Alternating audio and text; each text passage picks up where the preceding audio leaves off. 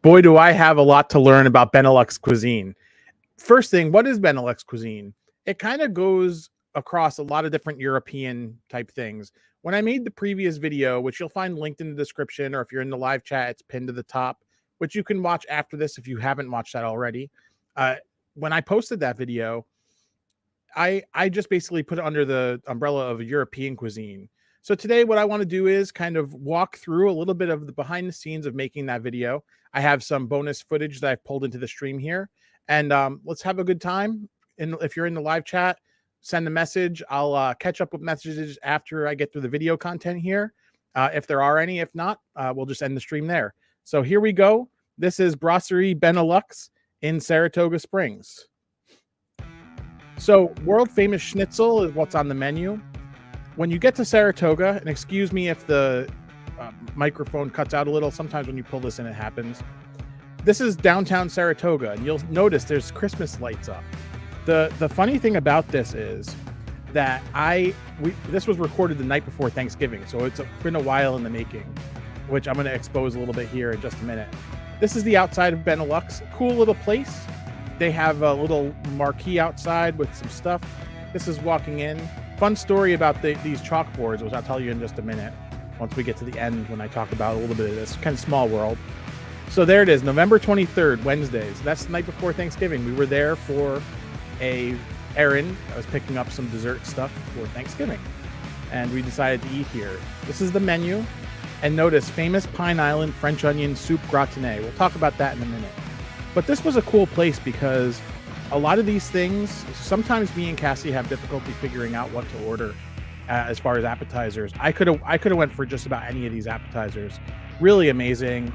The diversity of the menu it's kind of staggering, all the different things that they have. So this soup gratinée, I grew up right near this place called Ye Jolly Onion Inn. And as I've been doing more research about this place, Benelux, I found that the chef may have actually worked there, which is pretty interesting. They're known for black dirt, where they grow sweet onions, probably the best in the United States, which I mentioned in the video. These are the dinner specials, and my camera was, I don't know what the deal was with my camera that day, but it was pissing me off. It wasn't getting focused. But they have everything from burgers, mac and cheese, all different European specialties, not just one country. And it's a cozy little place. Our booth was just like this one here, and you could see me trying to get a little bit of extra footage of this place.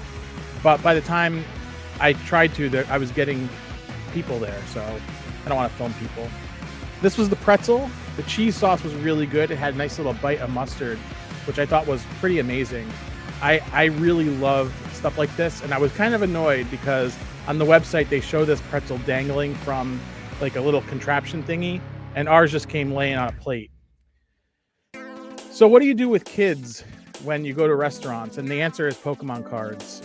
Pokemon cards are a source of amusement and something that it keeps a kid quiet during a dining experience.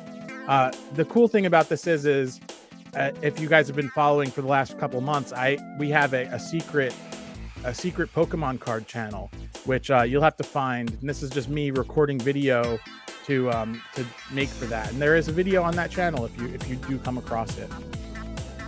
I don't want to link it here because I'm trying to keep the audiences kind of separate. Unless if you're into Pokemon cards, go check it out or DM me, I'll send it to you. So this is Benelux, and here is Chef. I didn't want to butcher his name, but I'll give it a try. Vanderstigchel. If I've mispronounced it, sorry about that. But he's a pretty well published author in upstate New York. So I'm surprised I hadn't heard about him. But you know, even 13 years doing this, I can't know everything, and I don't pretend to know everything, and that's why you guys come to me for your food content. But here it is, and again with the focusing on this stupid camera.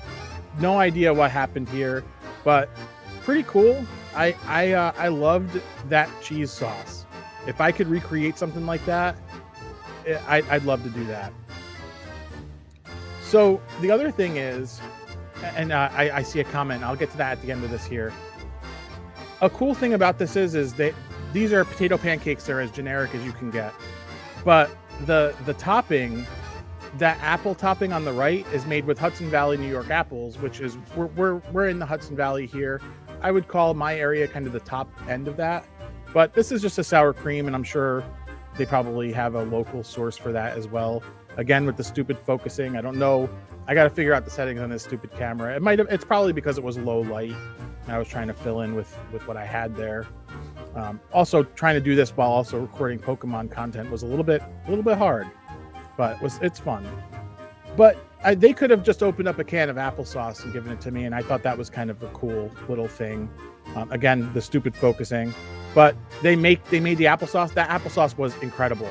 I wouldn't talk about applesauce if it wasn't actually good, just because it's one of those things. It's kind of it's an ingredient that's not really, or preparation that's not really special. Cassie got this thing with some eggs and capers on top. It was like a chicken thing. Noah got some mac and cheese. I got to try it. I burned my face off. It was pretty freaking hot. I was a little surprised by that. Doing these where we react, it's better for me because I can edit later on, but I never know what to do when I record these. Now this dish, I'm going to pause for a quick second. This is the world famous pork schnitzel. The one thing I said in the video is that I can't make schnitzel because I don't have a pan big enough. For me, it has to be schnitzel has to be like comically large, like kind of like a manhole cover. And I have a 13-inch cast iron pan. That's the biggest I have. And schnitzel needs to be even wider than that. This one was probably about that size, maybe a little bit bigger. They probably have a deep fryer that they can put it into. But the cool thing about this is looking online, people have different versions of what this is. So this is what I got with the sauce on top of it. What I saw online was they put the sauce on the side, which I think might have been better because it would have made it stay crispy. Schnitzel is supposed to be extremely crispy. So that was the one thing that I noted about this whole experience. But as you see me, I'll cut into it in just a second. It's a little haphazardly plated. I mean, it could have done a little bit better for being in Saratoga. But, it's kind of humble, food that you would get. They had this little kind of cabbage dish, which I think was the most interesting thing on the plate as far as I'm concerned. The mushroom sauce was really good. It wasn't just button mushrooms. There definitely were button mushrooms in there, but there's some other interesting mushrooms. And you could see the crustiness around that cutlet. And this was pork. These hash browns, though, they need a little work. They were definitely under seasoned. They definitely didn't add much to the experience here. It's one of those things. It's there. It's extra calories. It makes you feel like it's worth it. But here it is. Here's the schnitzel, and you could see how thin the meat is there. And that takes a lot of work. You got to pound it really hard and to make it nice and tender. But I would say for what they call quote unquote world famous schnitzel, this was really good. I love descriptions like world famous because it's like, really have you established it's world famous? But it's kind of cool. The bill came out to be right around $100, actually almost on the nose $100, which for 3 people dining the night before Thanksgiving, not a bad thing at all for a couple appetizers, a couple main dishes. And here it is. Actually, on the right there, that's the chef. While I was filming this, I didn't even notice that, which was kind of a funny little coincidence. I hadn't done my research on the place. Cassie picked this place. It turns out a young lady who followed me recently, I'm going to actually rewind to that. This little blackboard, somebody who recently followed me actually did that. They sent me a DM and said, oh, I did all that, the wine and beer thing, which is kind of cool.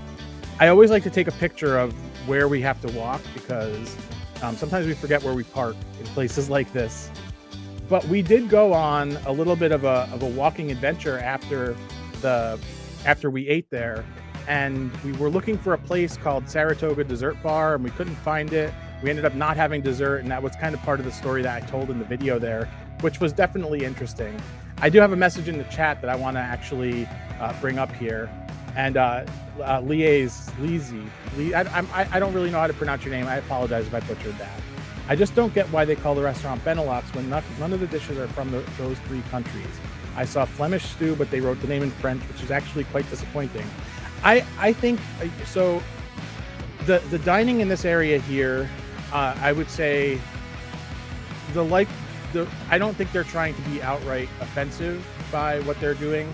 I think it's probably more that they're trying to make it as middle of the road, easy to understand as possible, because in this area here, the number of restaurants doing things that are this diverse and this kind of close to European food is low.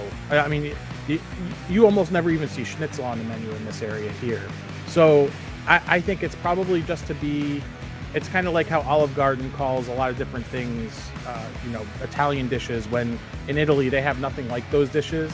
So I would say it's probably more of an Americanized thing, not to defend the restaurant, because that's not, I want to promote local places, but I can't account for what they're doing. But if I had to guess, I would say that's the reason why they call the restaurant Benelux. I think the chef actually is from one of those three countries. And I think he's just trying to make it more accessible to the people here who may not understand the nuance of all that stuff. Whether that's deceptive or not, I guess that's a different story. But it's a good question, especially for somebody like you with diverse background. You've seen a lot of the world, and I think that kind of speaks to a little bit of you're going to know a little more than the people around here for sure. Not to take anything away from the people around here, but I'm sure there are people who do know all that stuff. But that's kind of the reason why I think that's the case.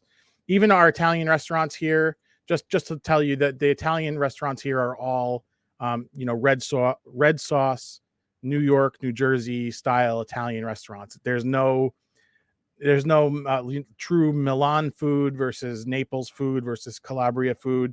It's very rare. So I think that's probably the reason for that generalization, let's call it. So this was a lot of fun. I hope you guys had a lot of fun in the stream today and got to learn a little more about the dining experience at Brasserie Benelux. If you haven't seen that video, it'll be up on the screen right now for you to check out. I have more live streams planned, kind of more podcast stuff coming in the near future, over the next month or so. And yeah, I might have a spicy challenge too at some point. Got some stuff here to do. But thanks a lot for joining me this morning. Have an amazing day. And we will see you in the next one.